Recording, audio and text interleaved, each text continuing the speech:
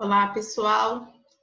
Estou aqui de volta, professora Regiane, de Geografia. O assunto que a gente está abordando é o continente americano, com ênfase na América do Norte. Lógico que em todos os momentos a gente vai citar tanto a América do Sul quanto a América Central, por causa das suas particularidades. Então, eu vou compartilhar a tela novamente com vocês sobre aonde a gente parou, né? A gente falou sobre o processo de orogênese, do escudo cristalino. Orogênese é quando existe aqueles movimentos das placas tectônicas que acabam gerando, formando acidentes geográficos, ou seja, novas montanhas, novas serras. Então, é a partir desses movimentos, dessa orogênese, que são formadas novas montanhas, como a Cordilheira dos Andes, entre outros exemplos que podem ser citados. Os escudos cristalinos é o nome dado ao terreno geológico formado na era pré-cambriana. Em outras aulas vocês já tiveram essa parte das eras geológicas. Se a gente for aprofundar, a gente vai levar uma aula inteira para falar sobre essas eras, tá? Então, o que vocês precisam entender? Que nessa parte de formação de escudo cristalino, ele está presente na primeira formação da Terra, das primeiras transformações que existiram da Terra, e que é nessa camada, nesses escudos cristalinos, que estão presentes os principais minérios, tá? Que são depositados esses principais minérios. Então, as características geológicas e geomorfológicas da América. Então, a gente tem grandes cadeias de montanhas jovens. Quando a gente fala de relevo jovem ou relevo antigo, o que diferencia um do outro é que o relevo antigo foi um dos primeiros e que ele é muito erodido. E os jovens não são tão jovens assim, só que a diferença é que eles vieram depois, através de processos endógenos, que foram gerados e surgiram esses acidentes geográficos, tá? Então, na costa oeste ou ocidental do continente, tanto na parte norte como no sul, observamos a presença dessas grandes cadeias montanhosas jovens. Então, o nosso continente americano é formado por cadeias de montanhas relativamente jovens, tá?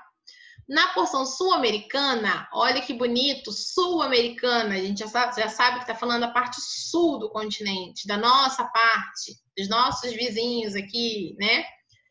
Eles formam a Cordilheira dos Andes. Então, foi a partir da subducção entre duas placas tectônicas que foi formada uma cordilheira, entendeu? Então, foi a placa de Nazca com a sul-americana, que entrou em atrito e gerou uma cordilheira. Imagina esse processo. Fantástico, né? Pena que a gente não conseguiu assistir. As alterações acontecem tão devagar que a gente não consegue perceber.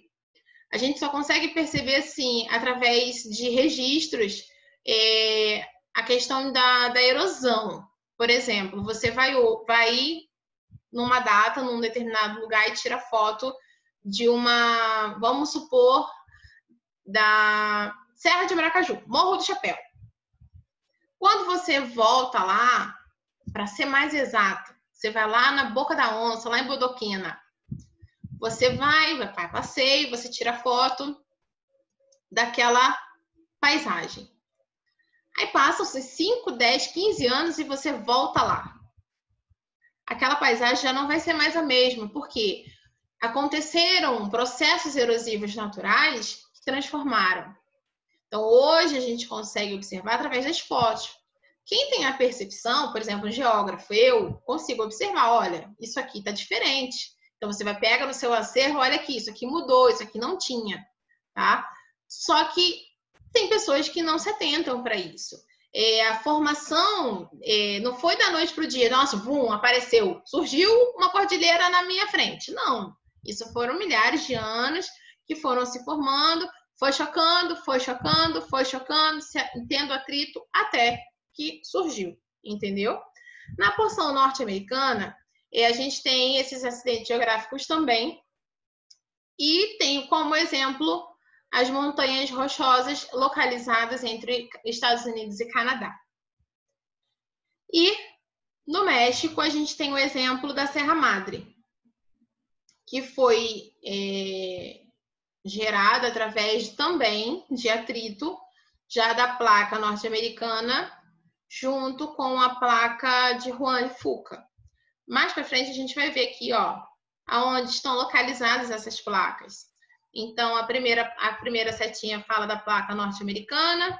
Aí aqui a gente tem da placa Juan de Fuca. Tem outras placas, tá vendo? Mas a gente está citando mais as que a gente falou no slide anterior. Tem a placa de Nazca, placa sul-americana, tirou a Cordilheira dos Andes, né? Então, a gente tem esse exemplo aí. Então, foram se chocando,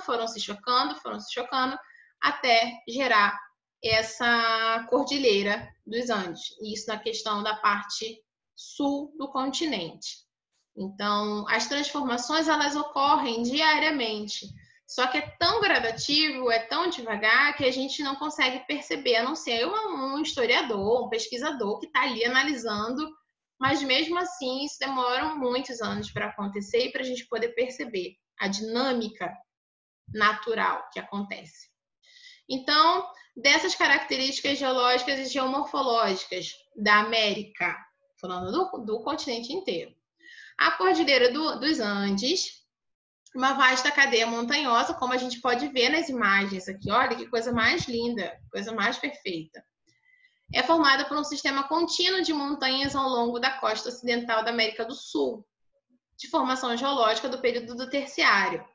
Lembra? Falei, isso aí, a questão de eras geológicas, de períodos, isso aí é para uma aula específica para a gente poder recordar, tá? A cordilheira possui aproximadamente 8.000 quilômetros de extensão e é a maior cadeia de montanhas do mundo em comprimento. Seu ponto culminante é o ponto Aconcagua, com 6.962 metros de altitude, muito alto, o pico mais elevado de toda a América. Então, na costa leste ou oriental, observa-se a presença de planaltos, montanhas, formações geológicas mais antigas. Esses aí são os mais desgastados pelos processos erosivos. Na porção sul, temos como exemplos o Planalto Brasileiro, o Planalto das Goianas e o Planalto da Patagônia. Na porção norte, temos como exemplo o Planalto Laurenciano, que fica no Canadá, e os Montes Apalaches, que ficam nos Estados Unidos. Na região central desse continente, entre as cadeias jovens, os planaltos e as montanhas, que são as antigas, observa-se a presença de planícies e depressões. Na porção sul, temos como exemplo a planície Amazonas, planície do Pantanal e a depressão do Chaco. Na porção norte, temos como exemplos as planícies centrais, com destaque para a planície central canadense e a do Mississippi, Missouri. Os climas da América. A gente pode verificar no mapa a diferença, né? Na América do Sul, a gente tem mais diversidade, né? Tem aí o clima equatorial, porque ele está localizado em uma região já propícia para isso, né? Então, isso favorece. Então, o continente americano apresenta uma grande diversidade climática. Um dos motivos é sua grande extensão territorial, lógico, porque se ele pega tanto a linha do glacial até o do Trópico de Capricórnio, como que não vai ter tanto, né? Então, ela pega praticamente todas as zonas climáticas. Então, um dos motivos é sua grande extensão territorial. Assim, possui quase todos os climas do planeta. Os climas também são influenciados pela geomorfologia do continente e pelas massas de ar e as correntes marítimas, tá? Que atuam nessa região. Então, o relevo influencia no clima. Às vezes, uma montanha ela impede a passagem de uma massa de ar. Então, por isso que se concentra mais um clima mais frio em uma determinada região. Então, isso tudo tem que ser analisado. Então, os climas da América A gente pode ver aí na legenda do mapa que são 10, tá? Tem o polar, o temperado frio continental, o temperado frio oceânico, entre outros que não tem por que eu ficar falando, que senão demanda tempo e a gente perde tempo aqui na aula, né? Vegetação, mesma coisa. Um território tão vasto como esse não tinha como não ter tanta variedade de vegetação. Então, abriga muita diversidade. Então, a gente tem a tundra, a gente tem as pradarias, a gente tem a floresta boreal, isso na parte da América do Norte.